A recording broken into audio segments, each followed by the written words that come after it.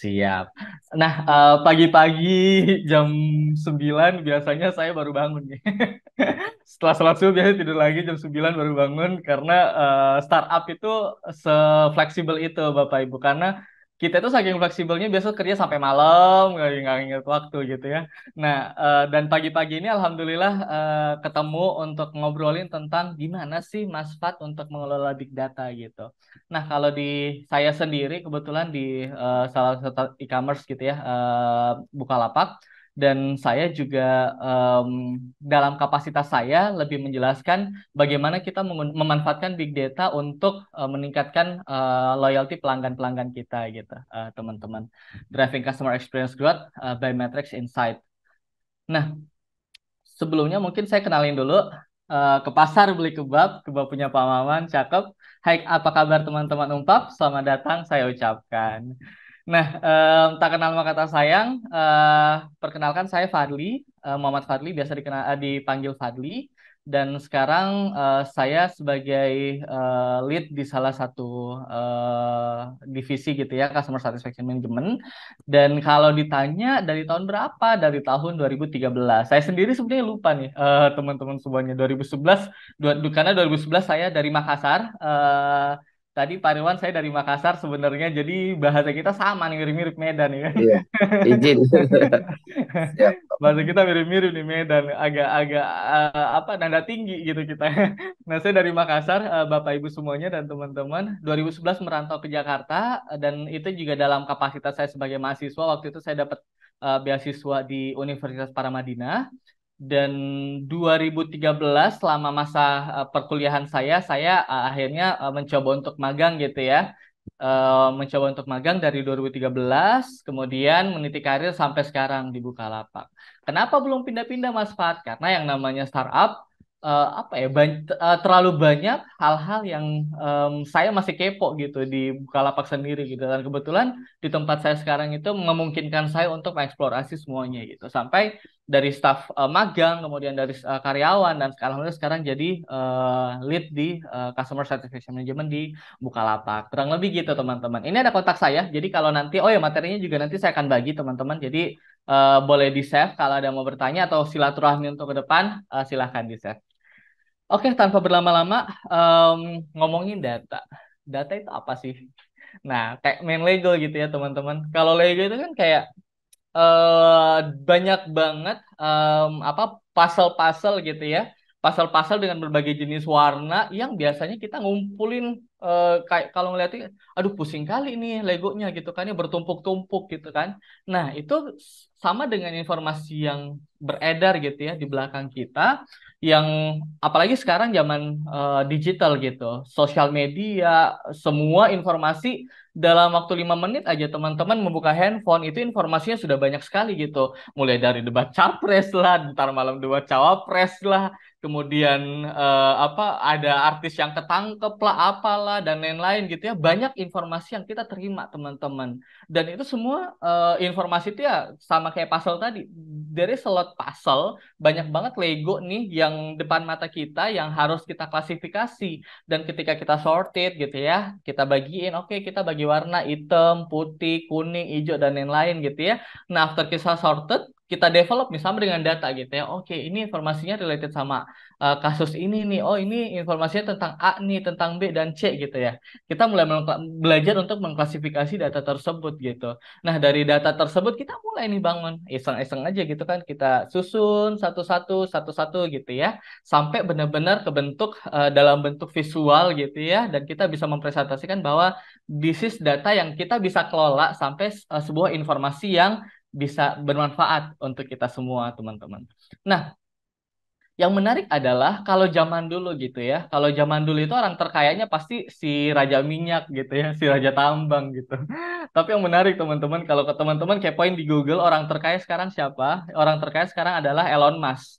Kalau bukan Elon Musk, Mark Zuckerberg. Kalau bukan Mark Zuckerberg, Jeff Bezos gitu, yang punya Amazon, yang punya Facebook, teman-teman, yang punya Twitter, Tesla gitu ya. Nah, itu semua orang-orang yang bergelut di bidang teknologi, yang bergelut di bidang digital gitu teman-teman. Yang dulunya itu kayak orang terkaya pasti kalau bukan yang punya properti A, kalau bukan yang punya ladang tambang gitu ya. Nah, sekarang itu data itu udah menjadi minyak baru teman-teman. Data is the new oil. Sekarang dengan data kita bisa memanfaatkan sesuatu dan bisa menghasilkan cuan di situ at the end gitu. Yang aku bilang tadi orang terkaya aja sekarang memanfaatkan data gitu. Jeff Bezos Amazon, Jeff Bezos juga sama dengan Bukalapak, Tokopedia dan lain-lain gitu ya. Itu juga sama memanfaatkan data yang akhirnya bisa menjadi cuan. Bahkan sekarang jadi orang terkaya di dunia. Di Indonesia bahkan juga sama orang-orang terkaya juga adalah orang-orang digital gitu teman-teman. Nah sekarang kita fokus ke data. Data itu apa sih?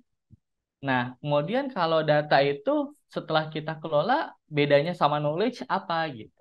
Nah, kalau saya bisa simpulkan secara sederhana sebenarnya, data itu adalah informasi yang faktual gitu. Informasi yang beredar kita kan banyak banget gitu ya. Informasi yang faktual yang ketika kita runut, ketika kita arrange dia, ketika kita develop dia, itu menjadi sebuah knowledge baru. Nah, mungkin secara simpelnya, ini saya mau izin ini ya, teman-teman bisa aktif di kolom chat. Nah, ini ada satu ini nih study case yang kita coba lihat bareng-bareng ya. Ini data nih teman-teman. Jadi di apa sebuah platform which is Bukalapak gitu ya. Nah, ini datanya datanya di hari pertama ternyata di jam 11.00 atas nama Andi ini nih, customer atas nama Andi, dia buka Bukalapak. Kemudian dia search kabel HDMI. Kemudian di short nyari yang termurah gitu. Nah, kemudian di jam 11.10 dia search ulang nih, lagi iseng-iseng buka ulang cari lagi kabel HDMI, kemudian dia short lagi cari yang terlaris. Itu di hari pertama, dia belum beli apa-apa.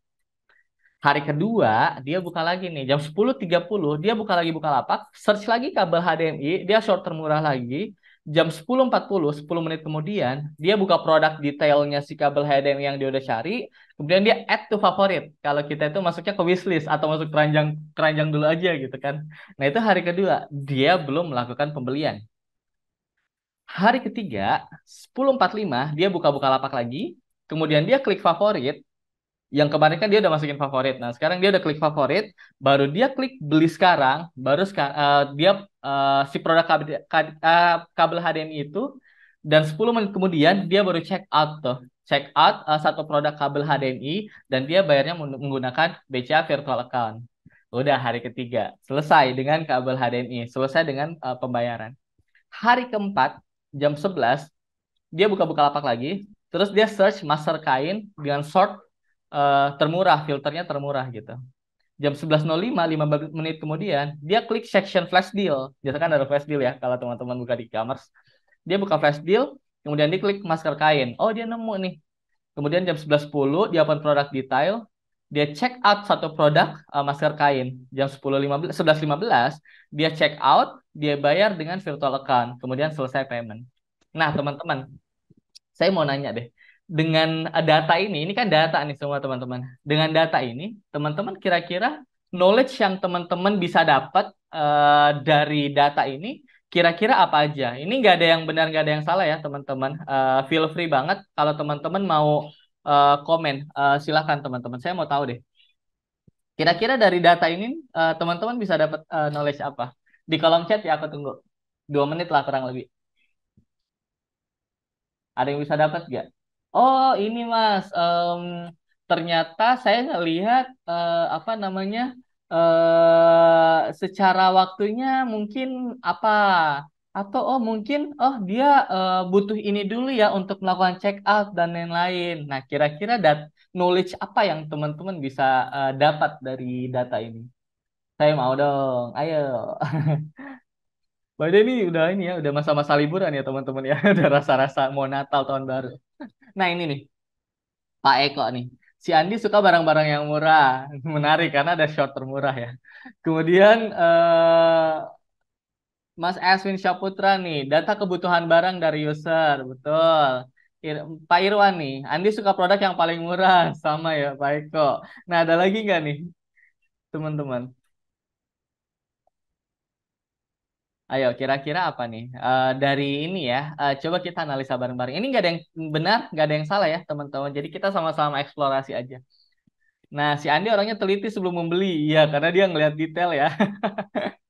Pasti sebelum dia sebelum dia klik, pasti dia klik tuh produk detail. Kayak hari kedua tuh jam 10.40 sebelum dia klik favorit, dia 10.40 pasti dia klik produk detail.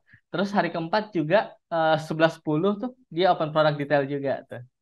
Nah, ini juga nih menarik nih, Mas Eswin Syaputra. Jam user belanja dan buka lapak. Nice, menarik. Selalu di jam segitu ya. Nah, ini menarik nih. Ada lagi? Andi nasabah BCA. Oh iya, menarik. Karena dia banyak pakai BCA virtual account. Good, masuk gang. Ada lagi nggak?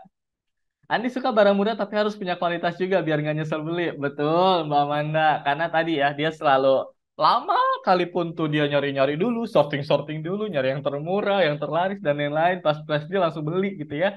Nah, tapi dia selalu ngeliat ininya nih apa produk detailnya karena dia kualitas banget gitu. Betul. Ada lagi nggak, teman-teman? Saya hitung 5, 4, 3, dua, satu ada lagi nih Mas Franciscus. Dari data tersebut, selain yang paling murah, customer punya waktu jeda sama check out untuk melihat review serta rate bintang untuk check out. Nice, betul Pak Franciscus. Andi tipe orang yang tidak buru-buru. Betul. Bentar. Nah, sorry. Oke, lanjut ya. Nah, ini data nih teman-teman. Dari ini aja, dari sampel data ini aja, teman-teman udah bisa dapat banyak insight gitu ya. Sekarang kita coba lihat. Nah, tadi knowledge-nya ya. Pertama, tadi tuh ada yang bilang, Andi selalu buka apps di jam yang sama. Nah, knowledge-nya adalah, Andi selalu buka apps di Bukalapak di rentang 10.30 sampai jam 11.00. Nah, apa yang perlu kita decision, yang kita perlu develop, jadi waktu yang tepat untuk mengadakan promo untuk si Andi, di jam tersebut nih karena ternyata check outnya di jam 10.30 sampai 11.00. Nah, bagaimana kita mengelola informasi nih yang kita dapat, insight yang kita dapat, knowledge yang kita dapat untuk kita develop nih jadi sesuatu yang bisa bermanfaat untuk kita. Yang kedua, teman-teman, knowledge-nya. Andi butuh 3 hari untuk beli produk tanpa promo. Tadi ya untuk kabel HDMI itu dia butuh 3 hari tuh untuk beli produknya. Dia check out dulu, cek terlaris lah, termurah lah gitu ya. Tapi hanya butuh 1 hari untuk beli produk promo. Tadi flash deal langsung aja dia beli gitu ya. Nah, apa yang perlu kita lakuin teman-teman? Ternyata yang bisa kita lakuin adalah ya udah jika ada promosi ya kita harus segera memberitahu Andi. Nah, biasanya makanya kalau teman-teman ngeh tuh kalau teman-teman download aplikasi, biasanya kan ada notifikasi gitu ya, notifikasi ke teman-teman. Hai, barang kamu udah ready nih. Hai, barang kamu lagi promo nih, diskon nih, dan lain-lain gitu. Bahkan beberapa aplikasi kayak penerbangan Traveloka dan lain-lain, itu bahkan kita ada satu tombol untuk memberi kita, untuk kita klik, agar ketika harga tiket pesawat murah, itu kita dapat notifikasinya langsung gitu, teman-teman. Nah, itu hal-hal yang bisa kita develop. Ini juga menarik. Andi cenderung memasukkan barang yang ingin dibeli ke favorit. Tadi ya, ternyata kabar HDMI dia masukin dulu ke favorit gitu ya. Nah, dari situ kita bisa nih dapat insight bahwa ya udah deh kalau ada barang favoritnya dia, kita bisa nih ngirimin pesan ke dia untuk hai kamu udah masukin ke keranjang nih. Hai, wishlist kamu udah menunggu nih. Silakan melakukan pembayaran segera ya. Jangan sampai kehilangan barang yang kamu inginkan ya dan sebagainya. Nah, itu bisa tuh kita manfaatin teman-teman. Dan terakhir, Andi hanya membeli satu produk setiap kali check out. Nangkap ya tadi ya. Selalu pasti satu doang, satu doang. Nah, mungkin nextnya kita bisa nih, setelah dia check out, kita bisa memberikan pesan persuasif ketika dia check out dengan satu barang. Yakin kamu mau ini doang? Ini ada lagi loh paket bundling. Ini boleh loh paket yang anggaplah dia beli masker. Ini ada lagi loh hand sanitizer kamu juga bisa beli di pelapak yang sama gitu. Nah, itu hal-hal yang ternyata dari knowledge itu, dari data itu, dari knowledge yang kita bisa dapat, kita bisa transform dia sebagai sesuatu yang kita bermanfaat untuk perusahaan kita gitu, teman-teman. Nah, sama dengan buka bantuan, teman-teman. Jadi di Bukalapak ada satu produk namanya buka bantuan. Kalau buka bantuan ini lebih spesifik untuk produk ketika pelanggan membutuhkan bantuan related sama transaksinya dia atau selama dia berinteraksi dengan Bukalapak gitu, teman-teman. Kalau bahasa simpelnya CS-nya lah gitu. Nah, kalau di kita namanya buka bantuan. Nah, di Bukalapak ini sendiri kita ada satu proses selain balas-balasin komplain dan lain-lain gitu ya. Kita juga melakukan customer support dan satisfaction improvement. Tujuannya buat apa? Tujuannya buat nge-reduce number of complaint karena kan sebenarnya komplain itu kan secara data itu ada budget di situ, ada dana yang dikeluarin. Dananya buat apa, Mas Fat? Pertama untuk bayar agent, yang kedua untuk bayar fasilitas ketika agent bekerja. Jadi setiap tiket itu punya rupiah di situ, teman-teman. Nah, itu caranya gimana? Kita bisa nge-reduce komplain kita. Yang ketiga, orang komplain atau customer komplain itu kan biasa banyakannya itu karena dia ingin bertanya doang kan, Mas cara belinya gimana sih? Cara bayarnya gimana sih gitu ya teman-teman. Nah itu gimana sih caranya biar kita reduce gitu. Jadi customer kita nggak perlu effort nanya-nanya gitu kalau dari sisi usernya gitu ya. Dia nggak perlu nanya-nanya panjang lebar dan lain-lain. Dia udah bisa dapat informasi yang dia pengen dapatkan gitu. Nah itu tujuan kita buat nurunin itu tuh teman-teman. Yang kedua, setelah kita lihat improvement apa yang kita lakukan di CS, lihat nih, karena kan ibaratnya kalau CS itu hanya sebatas one time interaksi gitu ya. Tapi untuk experience ke depannya, makanya kalau kita itu pakai bahasanya itu customer satisfaction, itu lebih high lagi, customer kita puas gitu. Nah, setelah dia tektokan, komplain, gimana ketika dia pengalaman berinteraksi sama kita itu, kita bisa bantu dia gitu, kita bisa solve problemnya dia, kita bisa selesaiin kendala yang dia hadapi gitu ketika mereka komplain. Inilah yang saya lakukan, teman-teman di Buka Bantuan Bukalapak. Nah, yang menariknya adalah di Bukalapak itu kita selalu bilang udah salah satu value kita bahkan salah satu value Bukalapak itu kan punya 6 value gitu ya. Selain fokus ke customer, enable customer to grow, kita juga punya satu value yaitu jangan baper, lihat data gitu. Karena kenapa teman-teman? Karena kita dibiasakan untuk jangan sampai kita terlalu fokus untuk apa ya? Aduh, ini komplain saya banyak banget. Aduh, ini kok transaksi saya menurun dan lain-lain gitu ya. Jangan baper. Kita lihat data. Kira-kira kenapa sih orang komplain? Kira-kira kenapa sih ya, orang males transaksi di kita gitu. Nah, itu salah satu value di kita tuh, teman-teman, dan salah satu yang saya kerjain khusus di buka bantuannya.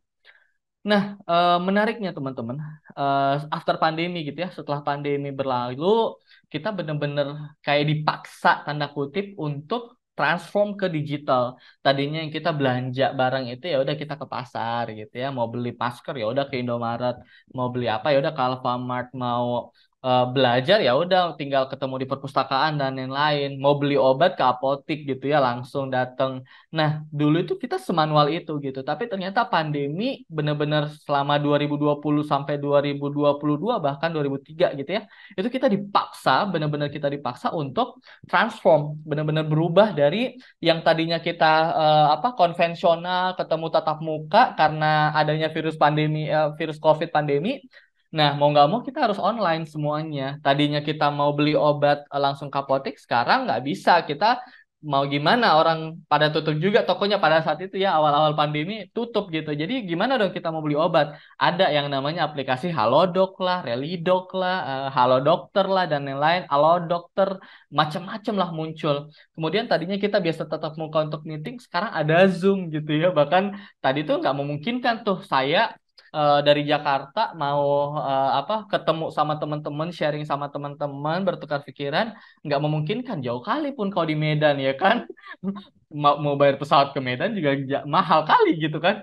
Ya udahlah. Nah, karena ada pandemi, positifnya adalah kita bisa ada Zoom ini nih aplikasi. Akhirnya kita bisa dari mau Jakarta, mau di Aceh, mau di Makassar. Saya di Makassar tinggal video call aja sama keluarga. Ada aplikasi yang memungkinkan kita untuk melakukan hal-hal itu, teman-teman. Nah, itu juga ternyata yang mempengaruhi habit atau kebiasaan dari pelanggan-pelanggan kita. Pelanggan-pelanggan kita ini ternyata dia highly connected. Highly connected itu karena dia 24 jam per 7 bahkan itu aplikasinya nyala gitu. Bahkan orang kalau tidur biasa paket datanya nyala terus gitu ya. Jarang orang yang menonaktifkan paket data terus dia tidur gitu. Nah, itu 24 jam per 7 itu aktif terus tuh orang-orang nyari nyari informasi di sosial media, entah itu untuk beli belanja, entah itu lihat TikTok gitu ya, scroll scroll scroll udah 2 jam aja tuh nge-scroll TikTok gitu kan, atau buka Instagram gitu kan dan lain-lain, ngeliat story-story teman-teman. Aduh bahagia kali pun manusia manusia ini gitu kan. Upload makanan enak, itu kita 24 jam per duyur tuh, bener-bener terkoneksi tanpa ada jeda terputus untuk tersambung dengan orang-orang lain melalui platform digital, teman-teman. Nah, karena tadi luas gitu ya, platformnya juga nggak berhenti, informasi yang kita dapat pun kebanyakan gitu, terlalu banyak. Makanya kalau teman-teman nggak, banyak orang yang depresi, banyak orang yang gampang baper gitu ya, banyak orang yang kelihatannya kayak, aduh enak ya hidupnya jadi ini jadi itu gitu ya. Tapi positifnya adalah orang jadi termotivasi juga untuk mencari lebih baik gitu. Nah, karena banyak banget informasi yang bisa kita dapat. Bisa jadi sekarang kita scroll tentang politik. Wah, bentar malam debat cawapres nih. Besok, wah kemarin tentang Anies Baswedan. Besok lagi tentang scroll lagi tentang Ganjar. Scroll lagi tentang Prabowo dan seterusnya. Nah, itu benar-benar segitunya gitu. Pertukaran informasi yang kita dapatkan di sosial media, teman-teman. Itu dalam 1 jam aja gitu. Apalagi dalam berapa jam. Teman-teman iseng aja ngelihat apa namanya screen time masing-masing aplikasi, itu pasti gede banget tuh. Bisa 4 jam sendiri untuk open TikTok gitu. TikTok aja 4 jam. Ya Allah, bayangin 24 jam doang waktu kita sehari, 4 jamnya dipakai untuk scroll TikTok. Gitu, teman-teman. Nah, yang menarik juga, selain highly connected, bertukar informasinya lebih cepat gitu ya. Nah, customer juga bisa menginfluence each other. Jadi mau itu pengalaman baik atau pengalaman buruk, itu bisa instan banget untuk tersebarnya gitu. Wah, Bukalapak kemarin ada kasus ABCD. Wah, cepat banget tuh. Wah, Bukalapak kemarin IPO dapat banyak duit banyak banget. Wah, langsung thread gitu tersebar karena tadi orang dengan mudah untuk menginfluence satu sama lain gitu. Entah itu baik atau buruk gitu, teman-teman. Makanya sekarang banyak banget ya kayak lambe-lambe turah lah, apa mak lambe lah dan lain-lain gitu ya. Karena orang suka untuk bertukar informasi baik itu baik ataupun pengalaman-pengalaman buruk gitu, teman-teman.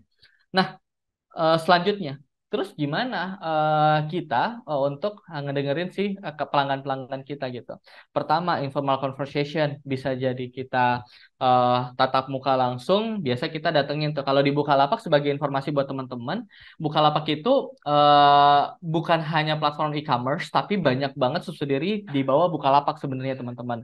Jadi kalau teman-teman tahu bukalapak.com, itu sama lah kayak Tokopedia, toko Orange dan lain-lain gitu ya, toko hijau, toko orange dan lain-lain, toko biru, itu sama lah platform e-commerce untuk jual beli online. Tapi di bawah itu ada yang namanya Warung Mitra Bukalapak, teman-teman. Warung Mitra Bukalapak itu jadi kita menekelaskan warung-warung, kita bantu warung-warung untuk bisa jualan produk-produk virtual kayak pulsa, BPJS, paket data, game, bahkan mau kirim uang dari kota ke kampung, itu bisa melalui Mitra Bukalapak. Kemudian ada beberapa subsidi lagi di bawah Bukalapak. Ada namanya Bimani untuk jualan produk-produk investasi dan emas. Kemudian kita ada produk King Kong untuk jualan fresh food, daging dan lain-lain. Jadi di bawah Bukalapak itu sebenarnya banyak banget, teman-teman. Nanti teman-teman mungkin bisa kepoin ya. Itu udah terbuka kok semua informasinya. Nah, kemudian gimana cara kita mendengarkan customer-customer kita yang sedemikian banyak itu? Pertama, informal conversation. Kita datengin tuh pelanggan kita nanya, Pak gimana? Ada kendala nggak? Ada yang bisa kita bantu nggak? Kemarin kita launching produk A, ada nggak Pak feedback yang bisa kita dapat? Nah, itu informal conversation, teman-teman.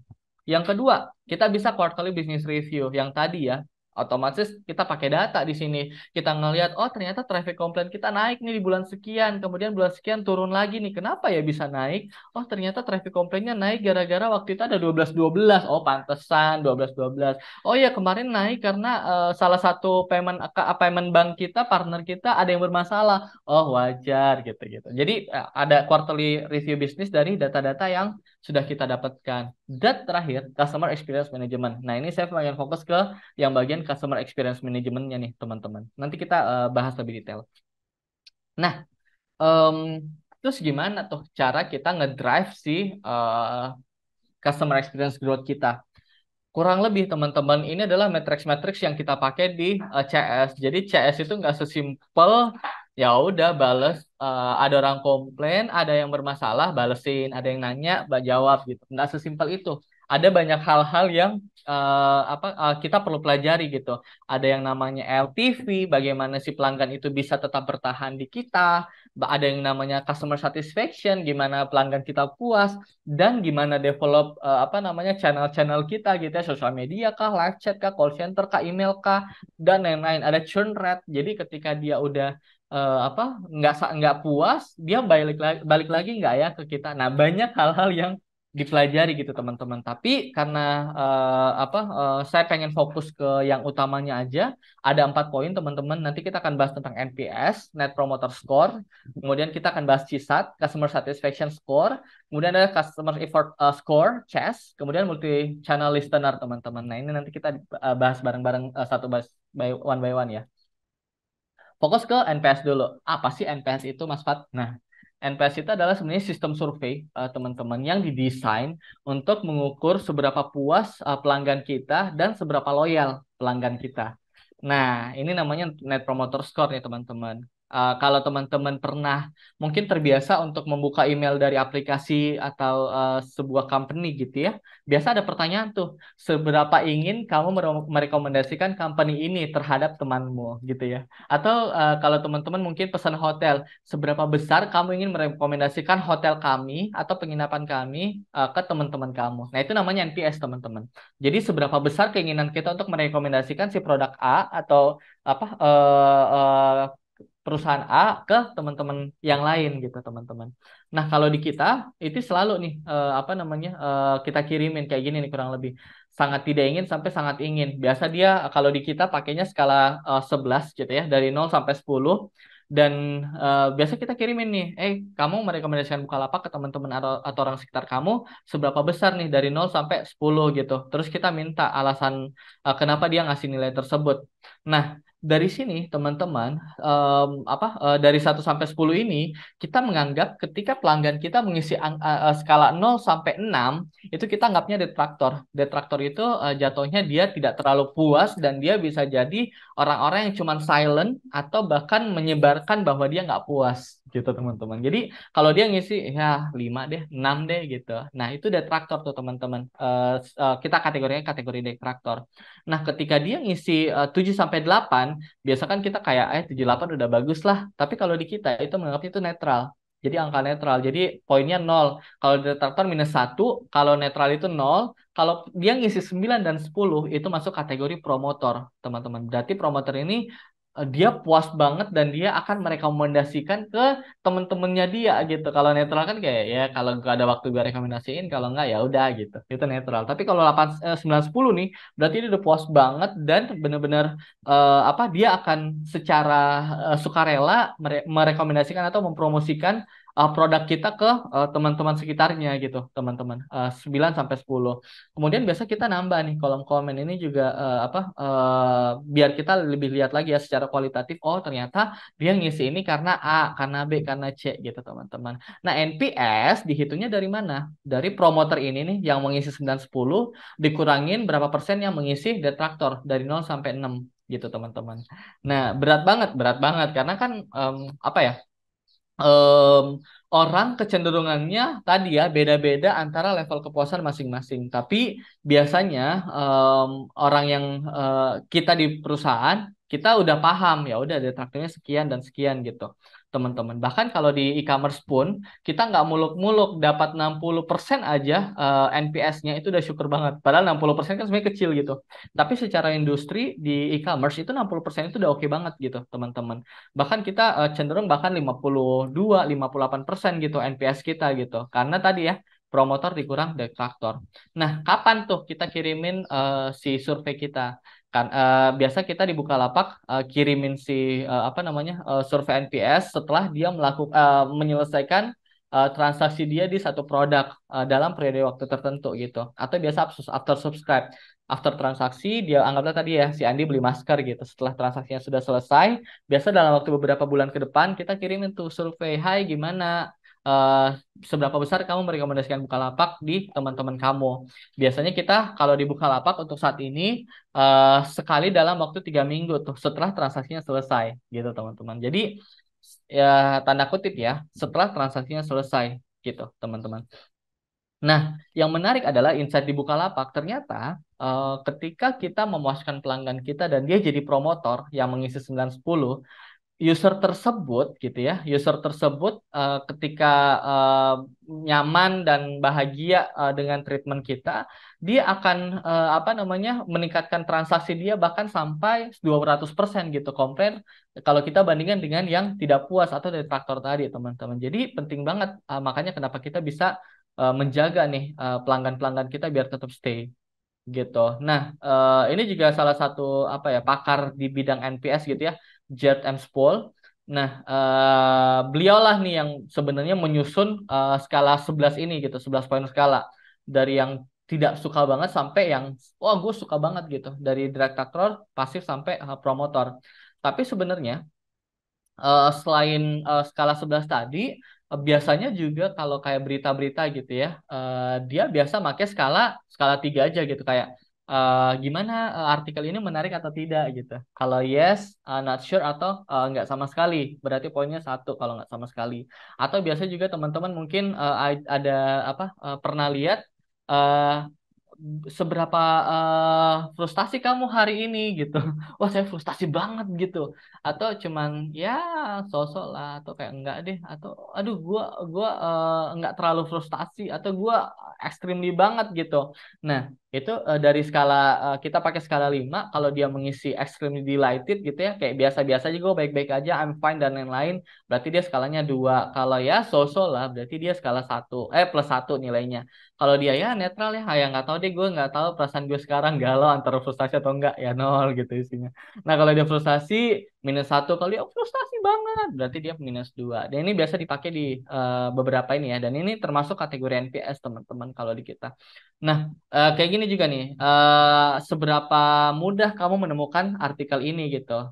Seberapa menarik kamu dengan artikel ini. Ketika dia tertarik banget dia dapat nilai 7. Kalau dia nggak yakin ya 4. Kalau dia menarik banget berarti dia nilainya 1. Nah ini macam-macam apa namanya macam-macam NPS research ya yang bisa dipakai sama biasa dipakai sama perusahaan-perusahaan. Sama kayak Netflix. Kalau teman-teman langganan Netflix gitu ya, ini juga selalu memberikan kita survei gitu. Dalam waktu 6 minggu nih, seberapa besar kamu merekomendasikan kita ke teman-teman atau keluarga kamu? Yes or no? Maukah kamu merekomendasikan Netflix ke keluarga kamu atau teman-teman kamu? Yes or no? Kemudian yang kedua, sebagai new subscriber, apakah kamu ingin merekomendasikan kami si Netflix ini ke teman atau family member? Yes or no juga. Nah, karena tadi ya sebenarnya kalau teman-teman lihat ya tadi ada redline-nya bahwa sebenarnya research yang paling bagus untuk tahu customer behavior kita adalah ya past behavior setelah dia melakukan sebuah transaksi atau activity yang related sama kita gitu. Jadi pasnya masa lalunya bukan masa depannya gitu teman-teman. Nah, jadi kayak tadi yang aku garis merahi ya, in the last 6 weeks, jadi selalu pas. Atau uh, sebagai new subscriber, setelah lu tahu nih berlangganan sama kita, lu mau nggak sih ngerekomendasikan kita? Nah, selalu pas, sifatnya pas tense gitu. Itu yang NPS tadi, teman-teman. Jadi kita biasanya dapat dari situ informasi-informasi apa namanya related sama pelanggan kita. Apa yang kita lakuin nanti aku akan bahas di ininya ya, di next slide-nya. Kita bahas dulu masing-masing. Yang kedua, CSAT, Customer Satisfaction. Nah, ini juga customer satisfaction untuk mengukur seberapa puas pelanggan kita dalam uh, satu transaksi komplain. Jadi kalau dia ada masalah atau kendala atau dia ada mau pertanyaan yang bersifat informasi pun ketika dia datang ke kita gitu ya, kita nyusun tuh surveinya. Gimana dengan pelayanan kita? Apakah kamu puas atau tidak? Atau ke teman-teman ke bank deh. Kalau ke bank kan biasa kita dikasih ini ya, dikasih apa namanya survei disuruh ngisi tuh dari 1 sampai 5 seberapa puas kamu dengan pelayanan ini. Nah, itu namanya CSAT, teman-teman, customer satisfaction. Atau bahkan biasa yang via telepon atau apa gitu ya. Bapak kemarin ada telepon komplain ya, gimana udah puas belum? Ada yang bisa kami bantu lagi? Nah, itu namanya customer satisfaction, teman-teman. Untuk mengukur performance sih customer service kita dalam menangani komplain. Nah, kalau di Bukalapak tampilannya kayak gini-gini nih teman-teman. Jadi survei kepuasan pelanggan setelah transaksi ini, gimana nih pengalaman kamu terhadap proses komplain di Bukalapak? Kalau kita pakai icon, kalau nggak puas, tidak cukup puas dan puas banget gitu di kolom ketiga. Terus apa yang membuat kamu cukup puas dengan proses komplain di Bukalapak? Atau kalau dia tidak puas, dia akan berubah nih. Apa yang membuat kamu tidak puas dengan proses komplain di Bukalapak? Nah, di bawahnya kita drop down lagi teman-teman. Apakah kecepatannya kah, atau kualitas jawabannya kah, atau aksesnya kah, dan lain-lain. Nah, ini biasa di bawahnya ada lagi tuh drop down-nya. Tujuannya buat apa? Biar kita tahu, oh penyakitnya di sini nih, kita obatinnya di situ. Oh penyakitnya di sini, kita obatinnya di situ, teman-teman. Kurang lebih kayak gitu, kurang lebih cisat ya. Nah, Kemudian yang ketiga CES, Customer Effort Score gitu. Customer Effort Score ini sebenarnya lebih tahu gitu ya. Kalau tadi kan NPS itu lebih jangka panjang gitu, loyalty secara wild. Apakah kamu merekomendasikan Bukalapak ke teman-teman kamu? Kalau CSAT itu lebih ke komplain. Jadi seberapa puas kamu dengan pelayanan kami gitu, dengan apa yang kami sudah berikan customer satisfaction. Nah, ini effort score dia lebih ke survei untuk menanyakan seberapa effort dia untuk menggunakan satu aplikasi atau satu fitur, teman-teman. Nangkap ya bedanya, mudah-mudahan nangkap. Nah, kalau CS ini dia lebih tadi seberapa effort dia untuk menggunakan sesuatu. Kayak contoh, seberapa effort dia untuk membeli barang di Bukalapak. Biasa kan masing-masing aplikasi beda-beda teman-teman. Mulai dari nggak usah beli dulu deh, cari dulu deh, cari barang di platform tersebut. Itu beda-beda. Ada yang masuk aplikasi dulu, kemudian harus masuk ke halaman page tertentu baru bisa search, atau ada juga yang udah masuk ke halaman aplikasinya dia udah bisa langsung search dan lain-lain. Itu namanya effort. Kalau di kita di khususnya di bidang saya itu seberapa effort pelanggan kita ketika dia mau komplain, seberapa mudah dia menemukan tombol tombol komplainnya kita gitu kan. Biasa kan kayak teman-teman mungkin pernah komplain gitu ya, kayak kalau kita susah kali pun nemuin CS-nya nih gitu kan, masuk di aplikasi, aduh susah banget ini mana sih CS-nya, di scroll scroll scroll gitu ya. Itu masuk ke dalam kategori customer effort score gitu, dan itu kita ukur juga teman-teman. Jadi seberapa banyak effort yang digunakan oleh pelanggan kita untuk apa melakukan satu activity gitu. Nah, kayak gini nih. How easy was it for you to sign up for your trial? Jadi seberapa mudah buat lo ketika lo pengen sign up trial gitu. Kalau kalau itu juga pakai skala 3. Nah, kemudian lo agree nggak dengan statement ini gitu, bahwa ternyata oh company ini mudah banget untuk membantu saya solve problem saya gitu. Strongly agree sampai yang undecided, saya nggak bisa memutusin. Kayaknya nggak deh ya, somehow lah ya saya nggak setuju dan lain-lain. Nah, ini customer report survey teman-teman. Kalau di Bukalapak juga kita ngelakuin itu karena kita percaya bahwa ya tadi satu hal yang kita bisa ngukur adalah effort, karena effort tadi yang sebenarnya salah satu strongest juga yang ngedriver customer loyalty, dalam artian kayak ya elah mau komplain aja ribet gue gitu kan, apalagi gue mau transaksi nanti nanti gimana gitu. Makanya kenapa biasa satu platform itu menyediakan tombol komplainnya macam-macam gitu teman-teman. Nah, kalau di kita sama, kita juga sekarang lagi dalam tahap trial, kira-kira komplain touch point mana atau channel mana yang paling oke gitu teman-teman. Karena tadi ngelihat hasil data effort ini untuk ngedriver atau ngedevelop si customer pelanggan pelanggan customer loyalty gitu, pelanggan loyal. Nah, ini termasuk salah satu tampilan ini ya, chest page ya teman-teman. Jadi ketika dia masuk apa namanya kolom komplain, setelah dia komplain biasa kita tanya tuh, gimana proses pengajuan komplainmu tadi? Nih kan, nah ini contoh nih, ketika dia masuk penggantian barang, oke ajukan komplain selesai. Nah biasa kita tanya tuh gimana, apakah mudah kah, atau ya biasa-biasa aja, atau bisa jadi ya sulit nih, susah gitu. Nah, baru tuh di situ kita lihat oh ternyata pelanggan kita sulit nih untuk ini. Kemarin salah satunya adalah ketika ada tombol laporkan barang gitu teman-teman, atau fraud. Jadi di kita itu kalau fraud itu kan ketika dia apa namanya sudah terbajak akunnya gitu ya. Nah, dia mau melapor ke kita, ketika dia ngelapor ke kita itu dia pasti butuh cepet kan ya, butuh cepet, yang nggak bisa, kalau bisa dalam hitungan detik dia udah bisa terhubung sama kita gitu, biar bisa ngeblok akunnya dia gitu ya teman-teman. Nah, itu bahkan kita karena ngelihat oh ternyata customer chase effortnya kita ternyata agak tinggi di sini, ya udah deh agak rendah di situ, ayo udah deh kita develop satu tombol khusus untuk case tersebut gitu teman-teman. Jadi biar mudah ketika ada yang keblokir langsung bisa terhubung sama kita gitu teman-teman. Nah, tujuannya buat itu sebenarnya, seberapa effort dia menghubungi kita teman-teman. Nah, selanjutnya multi listener channel. Ini juga menarik. Sebenarnya pada dasarnya teorinya itu mengatakan bahwa semakin banyak channel komplain, orang makin mudah gitu. Tapi yang menarik adalah di Bukalapak kita udah melakukan tahun 3 tahun ke belakang ya, sebelum 2023 kita melakukan sama ngelakuin berbagai channel komplain gitu. Kita membuka channel komplain karena kita percaya ya udah semakin mudah customer, semakin apa mudah dia bertransaksi juga gitu, transaksinya makin meningkat. Nah, makanya kita buka di live chat lah, help from lah, call center juga kita buka. Bahkan call center kita tuh ngalah-ngalahin call center McD, teman-teman. 24 jam per 7. Jadi kita buka terus tuh call center kita. Kemudian sosial media juga kita buka, app review juga kita jabanin gitu ya. Di LinkedIn pun ketika ada yang komen kita juga jawab, forum, YouTube komen, sampai bahkan si level kita kalau ada yang komen di sosmed dia, itu kita juga jawanin gitu. Nah, dari sini, ini kan channel-channel yang bisa pilihan channel gitu ya. Dari sini kan kita dapat database gitu. Oh, ternyata orang komplain karena kategori A, oh, orang komplain karena ini, karena B, karena C dan sebagainya. Nah, dari situ kita bisa analyze. Oke, dengan case kategori ini kira-kira kita bisa ngapain ya? Oh, ya udah deh kita coba koordinasi sama stakeholder kita atau third party kita atau partner kita gitu. Nah, dari situ tuh biasa. Oh, ternyata kok pelanggan kita ini banyak yang masalah di pilih warna. Oh, ternyata pas kita lihat, oh iya sih, orang kolom apa detail detail apa detail produknya juga di situ nggak ada tombolnya, jadi orang juga susah untuk membaca dan nah kayak gitu-gitu tuh teman-teman. Jadi dengan memudahkan kita dapat channel, memudahkan kita juga untuk mendapatkan data-data untuk kita gitu, teman-teman. Nah, dari data tersebut kita udah dapat gitu ya dari komplain user. Biasa kita kategorisasi teman-teman. Kalau namanya CRT kalau gitu di kita contact reason tree. Kenapa orang komplain gitu ya? Kita kategorisasi. Kemudian kita ini nih cari tahu kira-kira top komplainnya apa sih?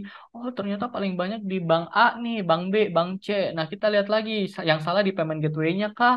Atau di apa namanya di banknya sendiri kah? Atau malah internetnya yang bermasalah gitu, bisa jadi ya, bisa jadi dari sisi usernya. Nah, kita kategorisasi tuh teman-teman. Nah, dari setelah kita kategorisasi tersebut, kita follow up pasti ke stakeholder kayak oke, masalahnya di tim produk, kita follow up ke tim produk. Masalahnya di tim marketing nih, bikin campaign nggak jelas TNC-nya gitu ya. Nah, itu kita omelin data tim marketing dan lain-lain. Atau mungkin ke tribe lead-nya atau ke PMPM. PMPM itu project manager ya, atau product manager. Atau mungkin ke BD-BD-nya atau ke tim bisnis produk terkait gitu.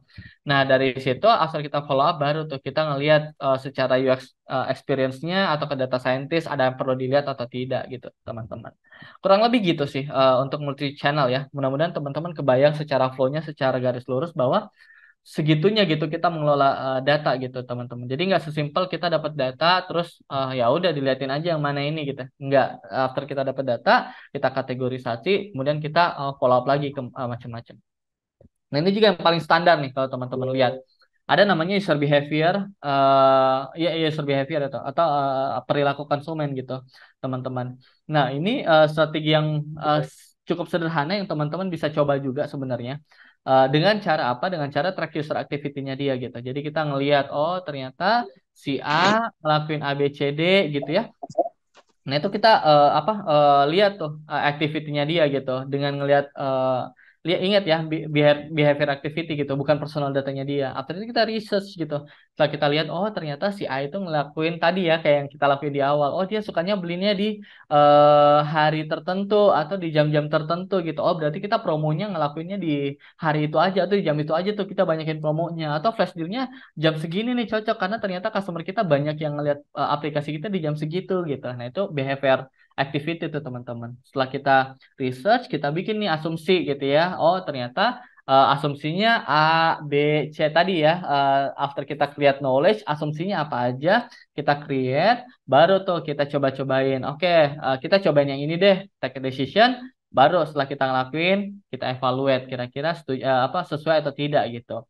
Yang tadi poin kita adalah mantranya jangan baper lihat data ya, teman-teman. Nah, setelah kita melakukan klasifikasi, kita melakukan market segmentation, teman-teman. Jadi, setelah kita nge-define, kita lihat nih, oh ternyata nggak hanya sampai, oh ternyata customer yang paling banyak buka aplikasi Bukalapak di jam sekian, anggapnya jam 11 gitu ya.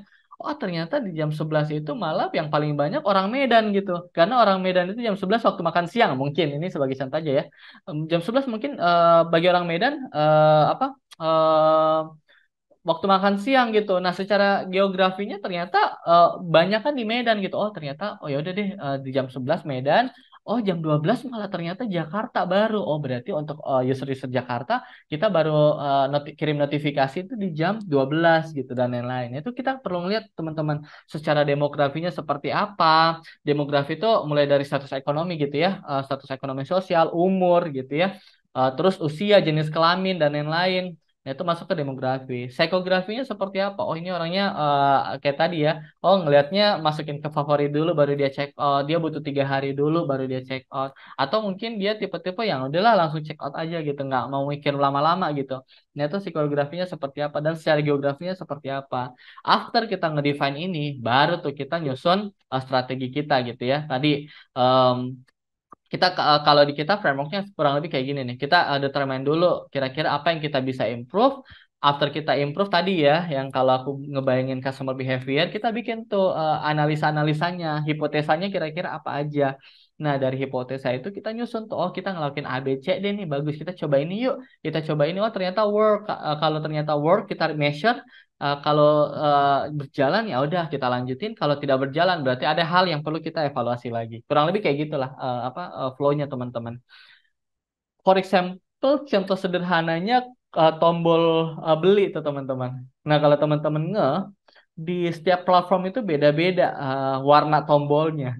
Nah warna tombol aja teman-teman itu juga pengaruh warnanya gitu atau merah atau kuning gitu. Nah ini dengan ada 1.000 pelanggan kita cobain nih 50% yang pakai tombol merah. Kita cobain 50% dari 1.000 orang itu pakai tombol merah, 50% yang pakai tombol hijau teman-teman. Ternyata yang pakai tombol merah ya paling yang transaksi itu cuma 10% doang. Tapi ternyata yang pakai tombol hijau itu 20%. Ya udah deh berarti kita pakai tombol hijau. Nah, itu sesimpel itu teman-teman ya. Terlihat simpel tapi ternyata di belakangnya segitunya untuk menentukan warna tombol aja nih, tombol klik beli gitu teman-teman. Bahkan ukuran gede kecilnya pun itu perlu melakukan riset yang namanya kalau kita A/B test. Kalau kalau jalan ya syukur, kalau nggak jalan ya udah gitu. Berarti ada sesuatu yang perlu kita evaluate gitu teman-teman. Nah, tujuannya buat apa? Cari tahu kira-kira mana yang paling sesuai atau paling bisa kita pakai gitu teman-teman. Kayak ini contoh ya. Ternyata hijau. Oh ya udah deh, kita coba pakai hijau. Oh ternyata benar. Transaksi itu jadi naik gitu gara-gara kita pakai tombol warna hijau. Ini contoh sederhana. Next. Ini juga teman-teman. Mungkin teman-teman terbiasa ngelihat di Ramayana gitu-gitu ya atau di marketplace gitu ya. Sebenarnya ini strategi A sama strategi B. Ini nggak ada yang salah, nggak ada yang benar ya teman-teman. Strategi A dia ya udah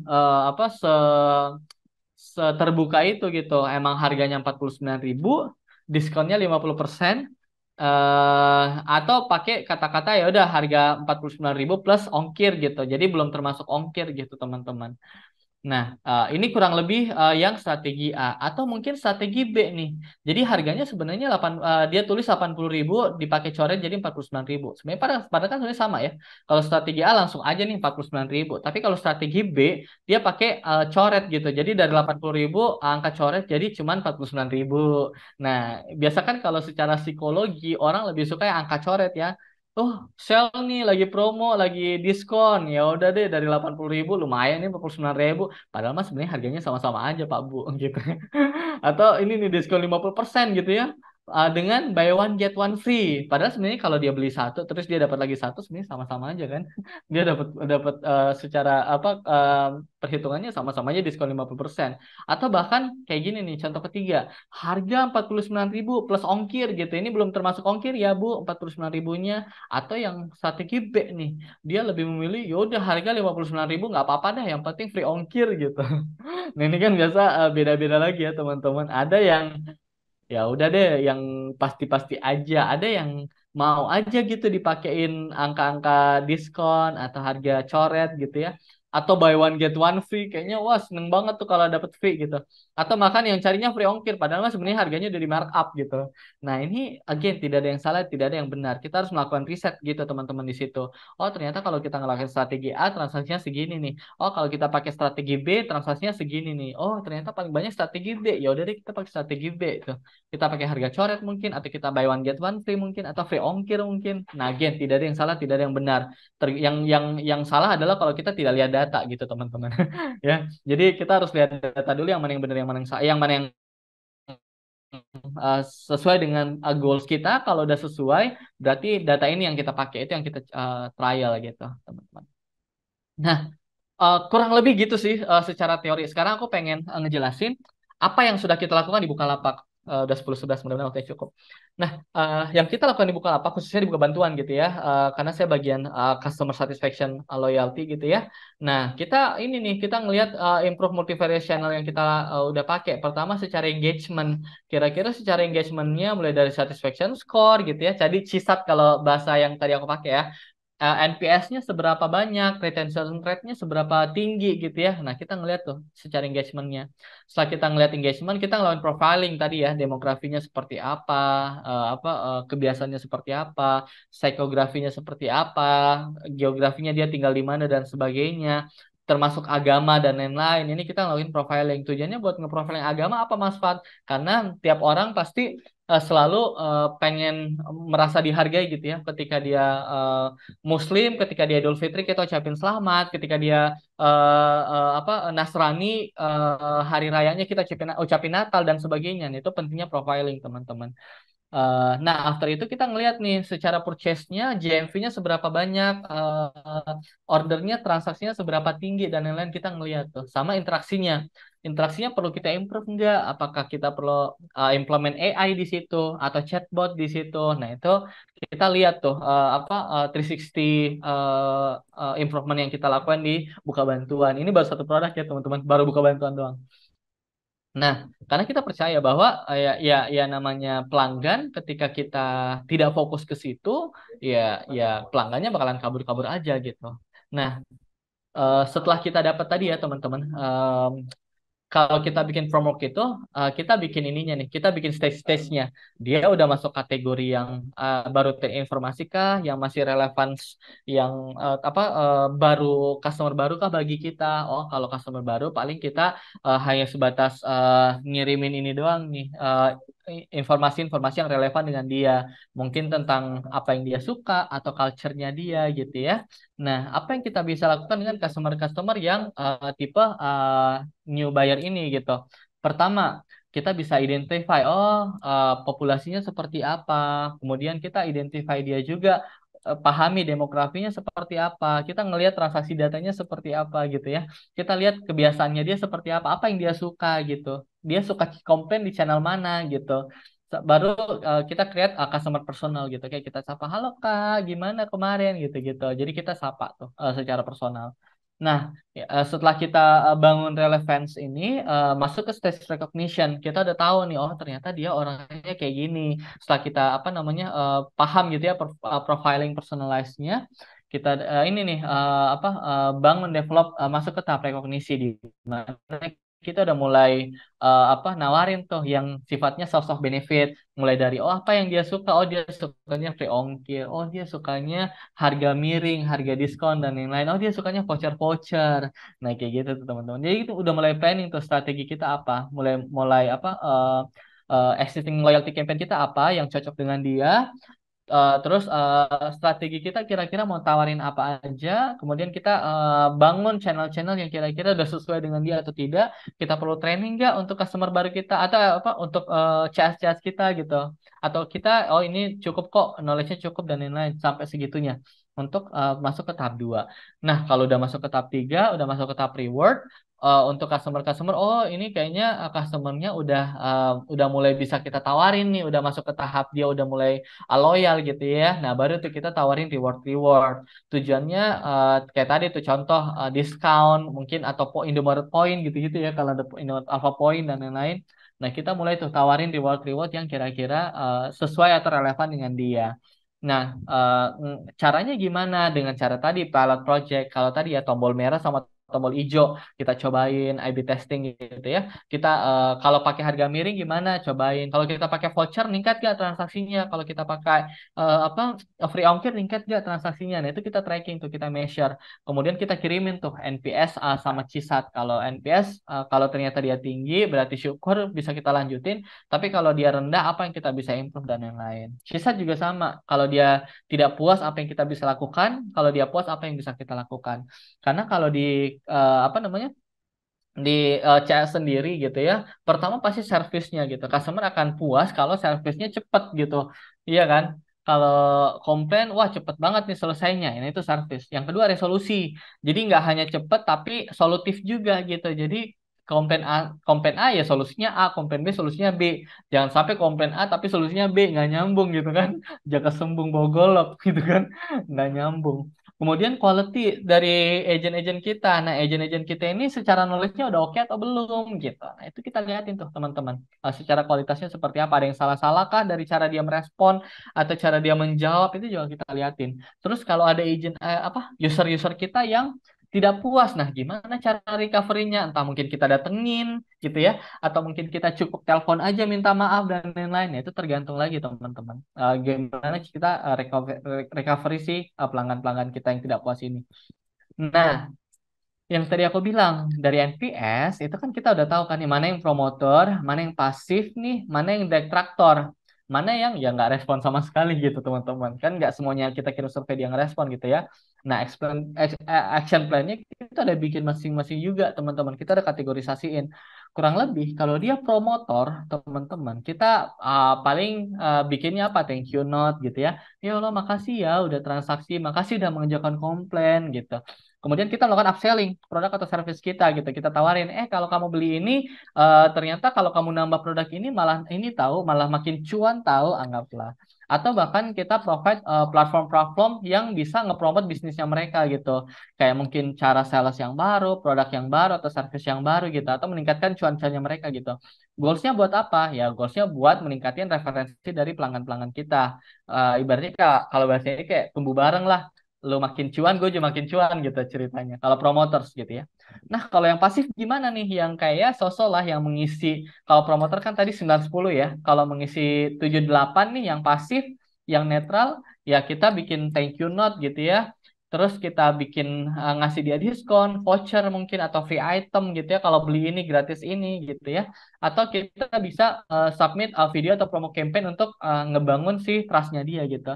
Tujuannya buat apa? Buat nge-move dia nih dari yang tadinya ngisi 7-8 doang ke 9-10 gitu ke promoters.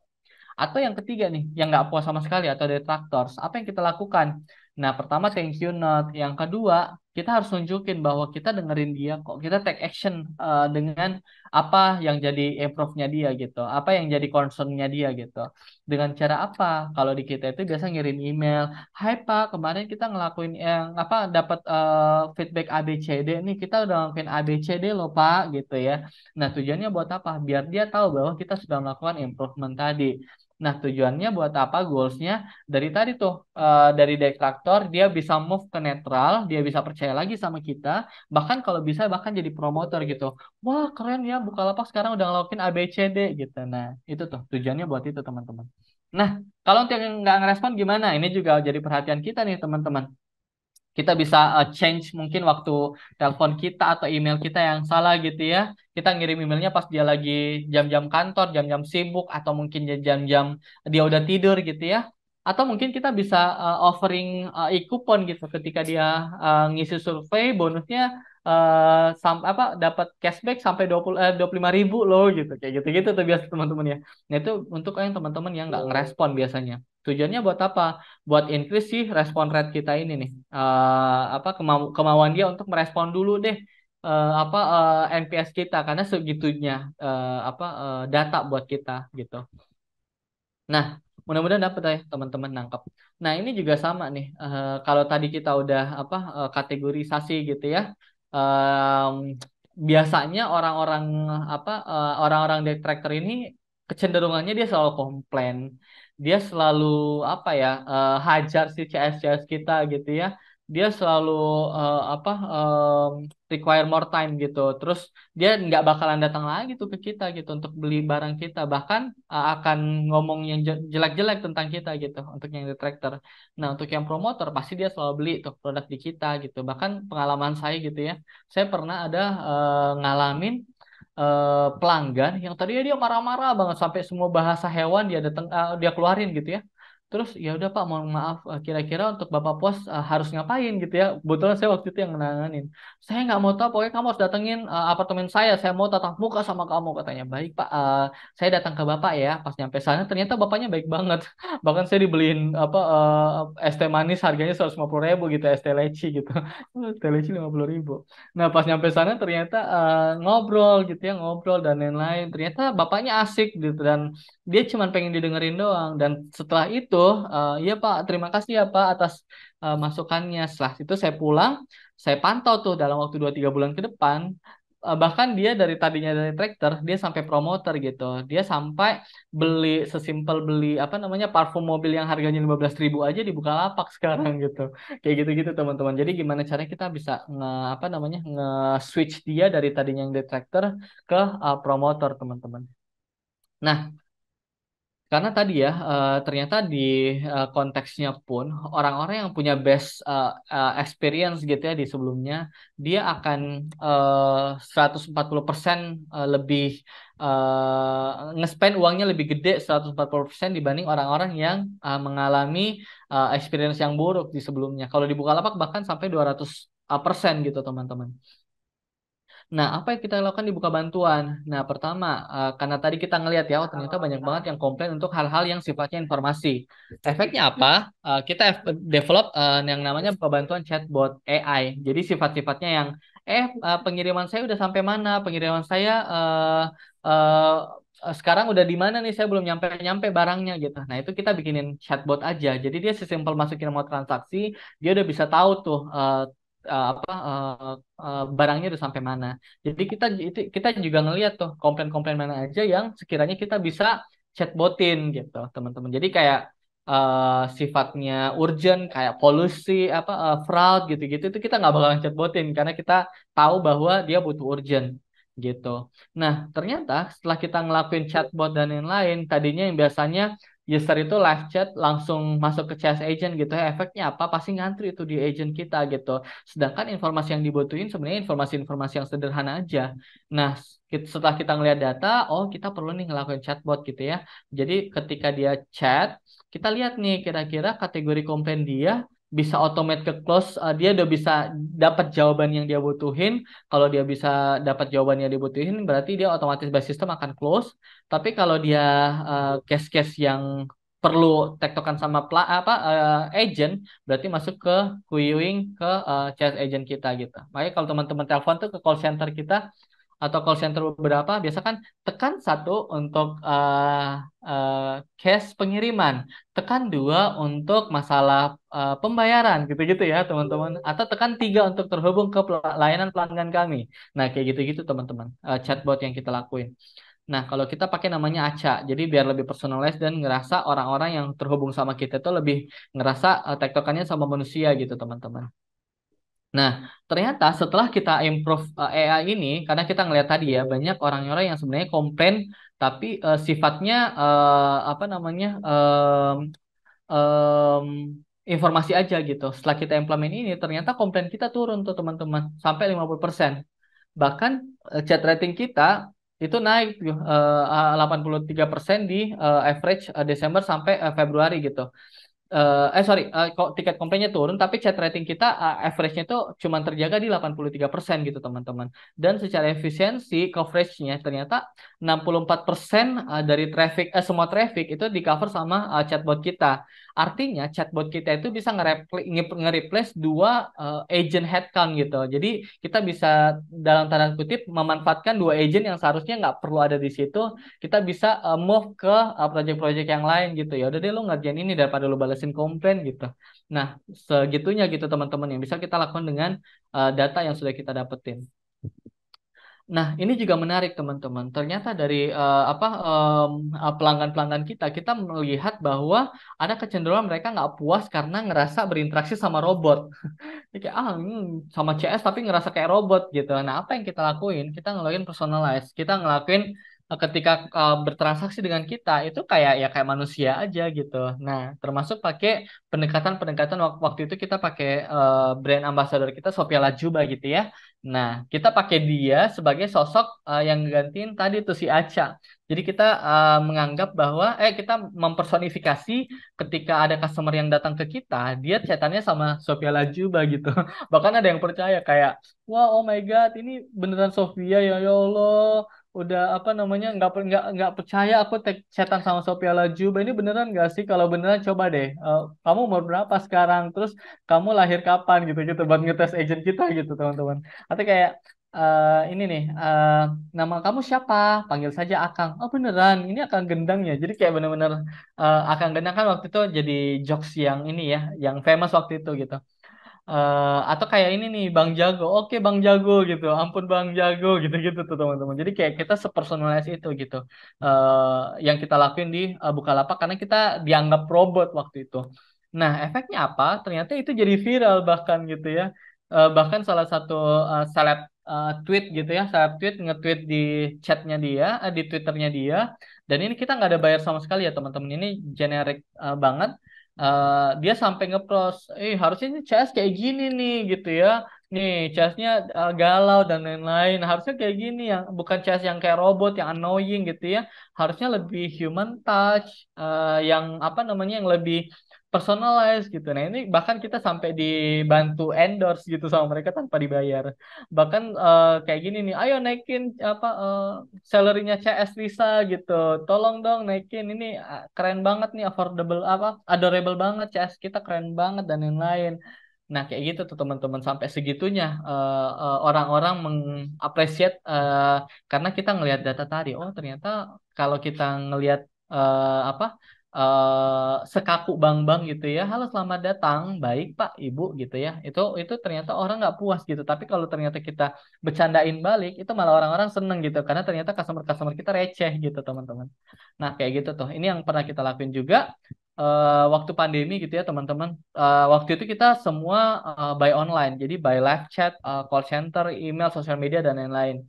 Tapi ternyata setelah kita ngeliat data, ternyata banyak customer-customer kita gitu ya, yang umurnya mungkin umur-umur, mohon maaf, lebih tua gitu, secara lebih senior gitu, lebih tua dan senior secara umur gitu ya. Dia lebih sukanya yang ya udah datang langsung aja, tatap muka gitu ya. Tapi waktu itu nggak memungkinkan, ya udah kita tetap menyediakan launch, buka bantuan launch, tapi dia berinteraksi sama agent kita pakai virtual tetap gitu ya.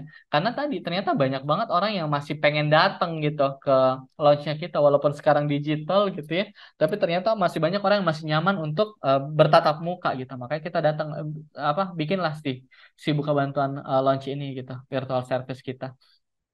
Nah, mungkin sebagai penutup gitu ya. In God we trust, kita percaya sama Tuhan. Tapi ya balik lagi, semua butuh data teman-teman. Jadi kalau mau apa-apa, make sure bahwa ini sesuai data nggak. Jangan sampai kita cuman ngebacot doang gitu ya teman-teman. Eh, dan ya dari Bukalapak untuk kamu semoga bermanfaat ya teman-teman dengan apa yang sudah kita lakuin. Terima kasih. Mungkin waktunya juga udah pas banget 10.30. Kita masuk ke sesi tanya jawab kali ya. Aku balikin ke Pak Irwan. Ya, silakan Pak.